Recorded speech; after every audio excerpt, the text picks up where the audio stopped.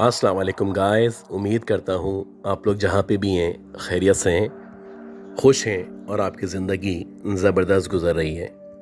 अगर आप लोगों ने किसी भी वजह से अब तक मेरे चैनल को सब्सक्राइब नहीं किया तो मैं आपसे रिक्वेस्ट करता हूँ कि इस चैनल को ना सिर्फ सब्सक्राइब कर लें, बल्कि अगर हो सके तो अपने सर्किल में, अपने दोस्तों में, अपनी कम्युनिटी में इस चैनल को शेयर करें। अपनी स्टोरीज को आप रिकॉर्ड करके या लिख के ईमेल कर सकते हैं। इससे पहले कि हम आज की इस स्टोरी की तरफ बढ़ें, मैं आपसे रिक्वेस्ट करता हूं कि इस ऑडियो को लाइक कर दें और प्लीज़ कमेंट ज़रूर करें ताकि आपका जो फीडबैक है वो मुझ तक पहुंच सके। अब हम चलते हैं आज की पहली स्टोरी की तरफ। मेरा नाम शाजेब है और पेशे के एतबार से मैं एक टेक्सटाइल इंजीनियर हूँ और पिछले तकरीबन 17 या 18 सालों से मैं इसी शोबे से वाबस्ता हूँ। ये जो वाक़या मैं आपके साथ शेयर करने वाला हूँ, ये 2014 के आखिर में या 2015 के स्टार्ट में मेरे साथ पेश आया था। अक्सर ऐसा होता था कि हमारी जो कंपनी है, जिस इदारे में मैं आज भी जॉब किया करता हूँ, तो इनके ना सिर्फ कराची में बल्कि नूरियाबाद में, सक्खर के अंदर, इवन के पंजाब के अंदर भी बहुत सारे यूनिट्स मौजूद हैं। तो एज़ पर रिक्वायरमेंट जो हमारे बॉसेस थे वो हमें किसी भी जगह भेजा करते थे, और अल्लाह ना करे कोई इमरजेंसी हो तो आपको किसी भी वक्त किसी भी टाइम कहा जाता था कि आपको इस वक्त उस शहर में फला फला जगह पे रिपोर्ट करना है। तो वैसे ही सर्दियाँ चल रही थी, मैं कराची में मौजूद था। मेरे बॉस ने मुझे कहा कि तुम्हें इसी वक्त यानी रात में नूरियाबाद के अंदर जहाँ पे हमारा स्टिचिंग यूनिट मौजूद है वहाँ पे ना सिर्फ रिपोर्ट करना है बल्कि तुम्हें 2-3 दिन तक वहीं पे ही स्टे करना है। खैर, रात के 11 साढ़े 11 बजे मैं नूरियाबाद के लिए कराची शहर से अपनी गाड़ी में ना सिर्फ रवाना हुआ बल्कि जो भी बेसिक ज़रूरतें थी या जो भी सामान था वो मैंने अपने साथ रख लिया था। इत्तफाक से जैसे ही मैं सराब रोड से आगे निकला तो रात के तकरीबन 12 साढ़े 12 बजे का टाइम था। अब जैसे ही मैं उस रोड पे यानी कि सुपर हाईवे पे पहुंचा तो मुझे ऐसा लगने लगा कि जो मेरी गाड़ी है उसमें कोई टेक्निकल प्रॉब्लम पेश आ रहा है। तो मैंने सोचा कि इससे पहले मैं हाईवे पे जाऊं या वहां जाके मेरी गाड़ी ट्रबल करे, तो मैं अपने अतराफ में जहाँ पे मैं इस वक्त खड़ा हुआ हूँ देख लेता हूँ, सकते कोई मैकेनिक हो जिसको पहले दिखा दूँ और दिखाने के बाद अपने ऑफिस के लिए रवाना हूँ। क्योंकि अल्लाह ना करे अगर रास्ते में या हाईवे पे ये गाड़ी ख़राब होगी तो ना ही वहाँ पे मैकेनिक मौजूद होगा और ना ही किसी की हेल्प लेना आसान होगा। जब मैंने ये गाड़ी करीब के एक मैकेनिक को दिखाना शुरू की तो वो बोलने लगा कि इसमें थोड़ा सा प्रॉब्लम है और इस प्रॉब्लम को फिक्स करने में 1 से 1.5 घंटा लग सकता है, और अगर आप चाहें तो आहिस्ता आहिस्ता चलाते हुए नूरियाबाद चले जाएं। जब आप वापस आएंगे तो मैं इस प्रॉब्लम को सॉल्व कर दूंगा। जब मैकेनिक ने मुझसे इस तरह की बात की तो मैंने उससे पूछा कि अगर मैं स्लो स्लो चलाऊं तो ऐसा तो नहीं है कि ये रास्ते में बंद हो जाए। वो कहने लगा कि नहीं, मेरा अंदाज़ा है कि इंशाल्लाह गाड़ी बंद नहीं होगी। जब उसने इस तरह से कहा तो मैंने गाड़ी को आहिस्ता आहिस्ता यानी आप कह सकते हैं 40 या 45 की स्पीड से चलाना शुरू किया, और तकरीबन 1 या 1:30 बजे का टाइम था। मैं उस वक्त टूल प्लाजा से आगे निकला था। अब जैसे जैसे मैं मज़ीद आगे बढ़ रहा था तो ना सिर्फ सर्दी में इजाफा हो रहा था बल्कि ऐसा लग रहा था कि जैसे जैसे मैं आगे जा रहा हूँ वैसे वैसे ट्रैफिक ना होने के बराबर होता चला जा रहा है। अब ये जो रास्ता था जो कि सिंपली 1 घंटे का रास्ता था, अब क्योंकि मेरी गाड़ी की जो पोजीशन थी उसकी वजह से मैंने गाड़ी की स्पीड स्लो कर रखी थी, तो मुझे यकीन था कि मुझे नूरियाबाद पहुंचने में कम से कम 2 या सवा 2 घंटे लगेंगे। बहरहाल जब मैंने तकरीबन आधा सफ़र तय किया तो सवा 2 या 2:30 बजे का टाइम हो रहा था। मैं मुकम्मल तौर पे हाईवे पे मौजूद था और इक्का दुक्का गाड़ियाँ थीं जो मुझे क्रॉस करती हुई आगे बढ़ती चली जा रही थी। अब मुझे महसूस होना शुरू हुआ कि आहिस्ता आहिस्ता गाड़ी के अंदर से धुआं निकलना शुरू हो चुका है। और ये किसी बड़े ख़तरे की अलामत थी। लिहाजा मैंने जो गाड़ी थी उसको साइड में दबाया और मैं उस वक्त एक ऐसी जगह पे मौजूद था जहाँ दूर दूर तक ना ही कोई आबादी मौजूद थी, ना ही किसी भी किस्म की लाइट मौजूद थी। हाँ, लेफ्ट साइड पे ऐसा लग रहा था जैसे एक पुराना सा कमरा बना हुआ है और उस कमरे के ऊपर चटाई पड़ी हुई है। खैर, मैंने उतरने के बाद अपने तौर पे गाड़ी का बोनट खोला और बोनट खोलने के बाद इसको समझने की या फिक्स करने की कोशिश करने लगा। तकरीबन आधे घंटे तक मैं वहीं पे उसी हालत में खड़ा रहा और मुझे समझ नहीं आ रहा था कि बिला आखिर ये जो प्रॉब्लम है वो एकदम से कैसे बढ़ गया है।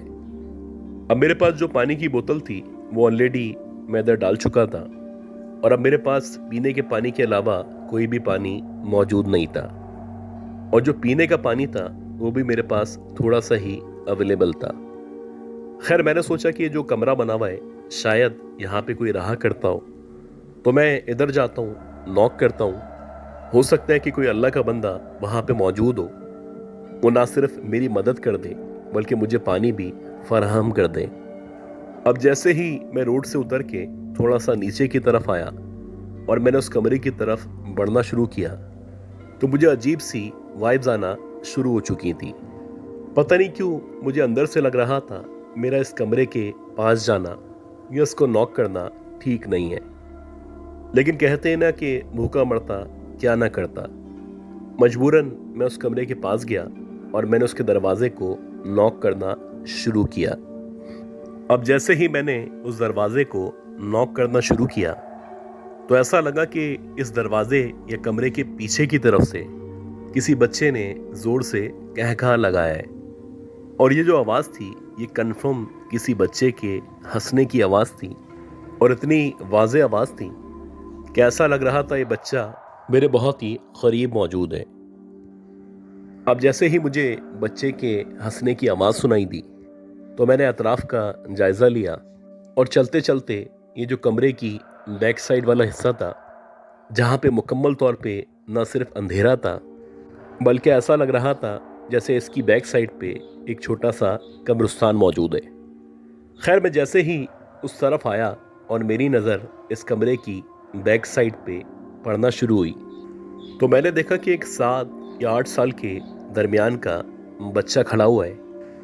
उसने कुछ अजीब से फटे पुराने से कपड़े पहन रखे हैं जैसे कि आमतौर पे मांगने वाले या किसी गांव वगैरह के बच्चे हुआ करते हैं। अजीब बात यह थी कि इस बच्चे का जो मुंह था वो कुछ ज़्यादा ही लंबा सा मुंह था और उसके जो दांत थे ऐसा लग रहा था जैसे वो बाहर निकले हुए हैं। एक अजीब सा खौफनाक सा उसका चेहरा था। अभी जबकि मैं उसके चेहरे पे गौर कर ही रहा था तो मुझे ऐसा लगा कि उसके चेहरे के ऊपर यानी जहाँ पे उसका सर या बाल मौजूद हैं कुछ अजीब से सिंगनुमा उभार मौजूद हैं।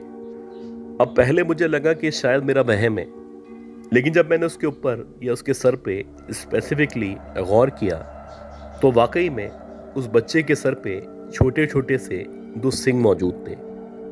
किसी इंसान के बच्चे के सर के ऊपर सिंग का मौजूद होना किसी भी तरह मुमकिन नहीं हो सकता। अब उसके इस खौफनाक हुलिये को देख के मैं ना सिर्फ खौफ का शिकार हो चुका था बल्कि अब मुझे लग रहा था कि इस कमरे की बैक साइड पे आके मैंने कितनी बड़ी गलती की है। मेरे जो अल्फाज थे या मेरी जो ज़बान थी वो मेरा साथ नहीं दे रही थी और मैं बस इशारे से बच्चे को कहना चाह रहा था जैसे मुझे इस बोतल में पानी की ज़रूरत है। खैर, जैसे ही मैंने उस बोतल की तरफ देखना शुरू किया तो जो बच्चा था वो कहने लगा कि इसमें पानी डालने से कुछ नहीं होगा, अब जाओ जाके दोबारा से गाड़ी में बैठो, तुम्हारी गाड़ी स्टार्ट हो जाएगी। और ये उसने कुछ इस तरह से जुमले अदा किए थे जैसे कि वो मुझे कोई हुक्म देना चाहता हो। बहरहाल, जैसे ही उस बच्चे ने ये बात कही तो जैसे मैं तो मौके की तलाश में था कि मुझे मौका मिले और मैं यहाँ से वापस भागता हुआ अपनी गाड़ी के अंदर जा बैठूं। मैं फ़ौरन से मुड़ा और इसी दौरानिए में जैसे कि मैं मुड़ा मैंने जो भी आयत आती थी वो पढ़ना शुरू कर दी।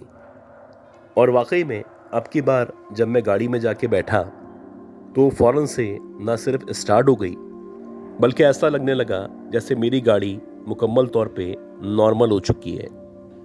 हालांकि मैकेनिक ने मुझे कहा था कि गाड़ी की स्पीड को नहीं बढ़ाइएगा, लेकिन उसके बावजूद भी मैं तकरीबन 70 से 80 की स्पीड में गाड़ी को न सिर्फ दौड़ा रहा था, बल्कि मैं चाहता था जितना जल्दी हो सकता है मैं अपने ऑफिस या प्लांट पहुंच के रिपोर्ट करूं। और अल्लाह का शुक्र है, गाड़ी भगाने की वजह से मैं 20 या 25 मिनट में न सिर्फ अपने प्लांट पहुंच चुका था, बल्कि ना ही मेरी गाड़ी बंद हुई और ना ही मुझे किसी भी किस्म के मसले का सामना करना पड़ा। अगले दिन जब मैं उधर के एडमिन मैनेजर से मिला और मेरी उससे या उधर के स्टाफ से मुलाकात हुई, तो मैंने उनको कहा कि मेरी ये जो गाड़ी है, अगर कोई मैकेनिक अवेलेबल है तो मैं इस गाड़ी को उसको दिखाना चाहता हूँ, क्योंकि आते हुए मेरे साथ ना सिर्फ परेशानी हुई थी, बल्कि एक अजीब सा बच्चा था जो मुझे रास्ते में नजर आया था। अब बच्चे का जिक्र सुनते ही वहाँ का जो एडमिन मैनेजर था वो कहने लगा कि एग्जैक्टली आपने किस जगह पे बच्चे को देखा था। तो जब मैंने उसको एग्जैक्टली लोकेशन बताई और वहाँ की निशानी बताई, तो कहने लगा कि जिस जगह आपकी गाड़ी रुकी थी या जिस कमरे के पास आप उतर के नीचे की तरफ गए थे, उसकी बैक साइड पे वाकई में एक कब्रिस्तान मौजूद है। और उस कब्रिस्तान के बारे में कहा जाता है कि ये जन्नात का कब्रिस्तान है और यहाँ पे जो जन्नात हैं वो अपने मुर्दों की तदफीन किया करते हैं। खैर, ये सुनने के बाद मुझे यकीन हो चला था कि उस रात जिस बच्चे से मेरी मुलाकात हुई थी वो भी यकीनन किसी जिन का ही बच्चा था। खैर, उसके बाद जब मैंने अपनी गाड़ी को मैकेनिक को वहाँ पे भी दिखाया और वापस आने के बाद कराची के मैकेनिक को भी दिखाया, तो इन दोनों मैकेनिक का यही कहना था कि आपकी गाड़ी में ऐसा लग रहा है कि कोई भी प्रॉब्लम मौजूद नहीं है। और वाकई में अगले 2 या 3 महीने तक मुसलसल मैं गाड़ी को विदाउट रिपेयरिंग इसी तरह चलाता रहा। ना ही गाड़ी ने किसी भी किस्म का मसला किया और ना ही लग रहा था कि इस गाड़ी में कोई टेक्निकल प्रॉब्लम मौजूद है। आज भी जब मैं इस किस्से, इस कहानी को याद करता हूँ तो ना सिर्फ मेरे रोंगटे खड़े हो जाते हैं, बल्कि मुझे इस बात पे यकीन और ज़्यादा पुख्ता हो जाता है कि इस दुनिया में ख़ास तौर पे जहाँ पे सुनसान वीरान इलाके मौजूद हैं, अल्लाह ताला की दीगर मखलूक़ात जैसे कि जन्नात, भूत प्रेत वगैरह मौजूद हुआ करते हैं।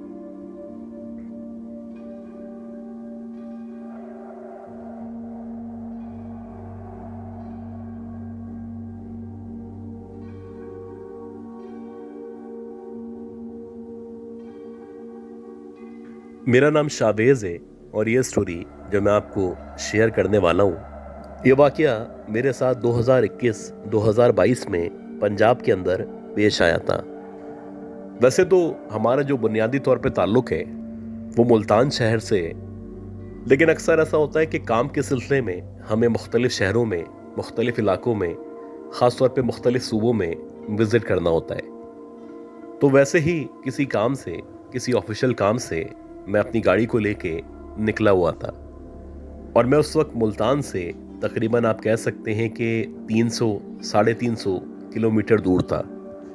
रात के तकरीबन 2 या 2:30 बजे का टाइम था और मुझे अच्छी तरह याद है कि मेरे करीब जवार में, यानी मेरे अतराफ में 2 गांव मौजूद थे। एक गांव मेरी लेफ़्ट साइड पे था, जबकि जो दूसरा गांव था वो मेरी राइट साइड पे तकरीबन 3 किलोमीटर के फासले पे मौजूद था।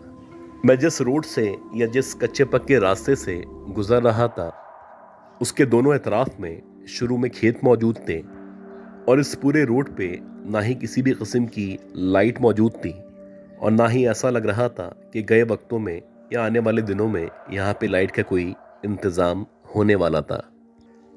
खैर, जबकि मैं इस सुनसान वीरान रोड से गुजर रहा था, हालांकि मेरी जो गाड़ी थी वो मुकम्मल तौर पे न्यू कार थी और मेरी कोशिश होती थी कि अपनी गाड़ी को ना सिर्फ मेंटेन करूं, बल्कि टाइमली जो भी मेंटेनेंस है, ऑयल चेंज वगैरह है, वो करवाता रहूं। लेकिन एकदम से जो मेरी गाड़ी थी, उस गाड़ी ने उस कच्चे पक्के रोड पे झटके लेना शुरू किए। अब जैसे ही मेरी गाड़ी ने झटके लेना शुरू किए तो मुझे कुछ अजीब महसूस होने लगा। मैं एक्सपेक्ट नहीं कर रहा था कि मेरी गाड़ी किसी भी ऐसी जगह पे, ऐसे वीराने में मेरा साथ देना छोड़ देगी। अब जब मुझे मुसलसल झटके महसूस हो रहे थे तो मैंने सोचा कि गाड़ी को साइड में लगाता हूँ और उतर के चेक करता हूँ कि बिला आखिर क्या मसला है। अच्छी बात यह है कि जब भी मैं किसी भी जगह ट्रैवल करता हूँ तो मैं सिक्योरिटी पॉइंट ऑफ व्यू से अपने पास एक बंदूक रखा करता हूँ, और ये जो मेरे पास बंदूक मौजूद है, मेरे पास ऑलरेडी इसका लाइसेंस भी मौजूद है। खैर किस्सा मुख्तसर, जब मेरी गाड़ी ने झटके लेना शुरू किए तो उस सुनसान सड़क पे मैंने गाड़ी को साइड में लगाया, और साइड में लगाने के बाद मैं गाड़ी से बाहर निकला। तो गाड़ी से जब मैं बाहर निकला तो बाहर निकलते ही मुझे ऐसा लगा कि फ़िज़ा में एक अजीब सी खुशबू है जो ना सिर्फ फैली हुई है बल्कि इस खुशबू को सूंघने से या इसको महसूस करने से एक अजीब सी तस्कीन है या एक अजीब सा सुकून है जो मुसलसल महसूस हो रहा है। खैर आम तौर पे हम लोग इस तरह के गाँव से या इस तरह के वीरानों से गुजरते रहते हैं, और अक्सर इस तरह की खुशबू खेतों में फसल होने की वजह से आया करती है। तो मेरा भी यही ख्याल था कि हो सकता है जो खेत हैं इनमें कोई इस तरह की काश्त हुई भी हो, इस तरह के फूल लगे हुए हों जिनके अंदर से ये खुशबू आना शुरू हुई हो। अब मैं अपनी गाड़ी से बाहर निकला, और बाहर निकलने के बाद मैंने जो बोनट था उसको खोला, और उसको खोलने के बाद उसको चेक करने लगा। अब मैं अपने तौर पे मुतमईन होना चाहता था कि आखिर क्या फॉल्ट है या क्या प्रॉब्लम है जिसकी वजह से गाड़ी ने झटके लेना शुरू कर दिए हैं। अभी जबकि जो मेरा फोकस था वो मुकम्मल तौर पे गाड़ी के बोनट पे या गाड़ी के जो भी टेक्निकल पार्ट्स हैं उनके ऊपर था। इसी दौरानिए में मुझे ऐसा लगा कि मेरे कुर्बो जवार में जो खेत मौजूद हैं वो एकदम से हिलना शुरू हुए हैं। और आमतौर पे खेतों में जब मूवमेंट महसूस होती है तो या तो कोई जानवर मौजूद होता है या फिर चोर डकैत एकदम से आपके सामने आ जाते हैं। अब जैसे ही मुझे खेतों के अंदर मूवमेंट महसूस हुई तो मेरे पास जो गन थी मैं ऑलरेडी अपने पास रखे हुए था, मैंने उसको निकाला और उस गन को लोड कर लिया। मेरा ख्याल था या तो चोर होंगे या फिर कोई जंगली जानवर होगा जो एकदम से मेरे सामने आ जाएगा। मैं मुकम्मल तौर पे अलर्ट था और मैं वेट कर रहा था कि एकदम से देखें क्या सामने आता है, कि एकदम से वो जो मूवमेंट थी देखते ही देखते ख़त्म हो गई। अब जैसे ही ये मूवमेंट ख़त्म हुई तो एग्जैक्टली इसके 2 या 3 मिनट के बाद मुझे पायल की या घुंघरुओं की आवाज़ आना शुरू हुई। और एक अच्छी बात ये थी कि जो मेरे फोर फादर्स थे, ख़ास तौर पे जो मेरे बाबा थे, उन्होंने हमेशा से हम लोगों को समझाया हुआ था कि अगर किसी वीराने में, किसी जंगल वाले एरिया में रात के औकात में पायल या घुंघरुओं की आवाज़ आना शुरू हो तो फ़ौरन से आयतल कुर्सी या इस तरह की जो भी चीज़ें हैं उनकी तिलावत करना शुरू कर देना। बहरहाल इसी दौरानिए में मैं जबकि तिलावत शुरू करने वाला था तो मुझे ऐसा लगा कि मेरी गाड़ी की जो बैक साइड है उस तरफ से कोई चलता हुआ आहिस्ता आहिस्ता करके मेरी गाड़ी की तरफ बढ़ता जा रहा है, और जैसे जैसे वो कदम रख रहा है तो मुसलसल छन छन छन इस तरह करके आवाज़ सुनाई दे रही है। जब मैंने बोनट की आड़ में से अपनी गाड़ी की पीछे की तरफ देखना शुरू किया तो वहाँ से किसी के आगे बढ़ने की या छन छन की आवाज़ आ रही थी, लेकिन वहाँ पे कोई भी मौजूद नहीं था।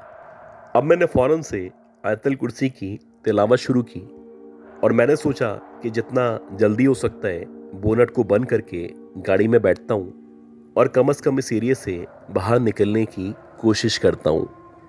जैसे ही मैंने बोनट बंद किया तो अब मुझे लगा कि मेरी बैक साइड से, यानी जहाँ पे मेरी पीठ है, उस तरफ से पायल की या घुंघरुओं की आवाज़ आना शुरू हो चुकी है, और ऐसा लग रहा है कि अब पीछे की तरफ से किसी ने मेरी तरफ आहिस्ता आहिस्ता करके न सिर्फ बढ़ना शुरू किया है बल्कि एक अजीब सी धीमी धीमी सी खुशबू है जो मुझे दोबारा से मज़ीद बढ़ के आना शुरू हो चुकी है।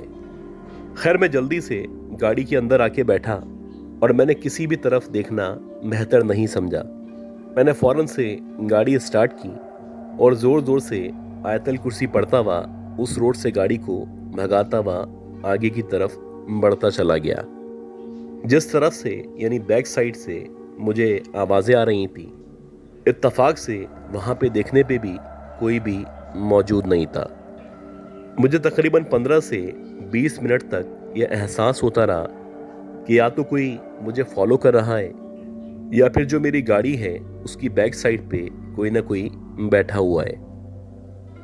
लेकिन अल्लाह का शुक्र है कि मुसलसल तिलावत करने की वजह से वो जो भी मखलूक थी जो मेरे सामने कम से कम नज़र नहीं आई थी, वो देखते ही देखते यहाँ से दूर जा चुकी थी। कहा जाता है कि अंधेरों में, वीरानों में या इस तरह की खामोश जगहों पे इस तरह की चुड़ैलें, ये पिछल पैरियाँ रात के औकात में अक्सर नज़र आया करती हैं। क्योंकि मैंने तिलावत करना शुरू कर दी थी तो शायद इसी वजह से वो मुझे नज़र नहीं आ सकी, लेकिन उसने अपने होने का या अपनी प्रेजेंस का एहसास मुझे दिलाना शुरू कर दिया था।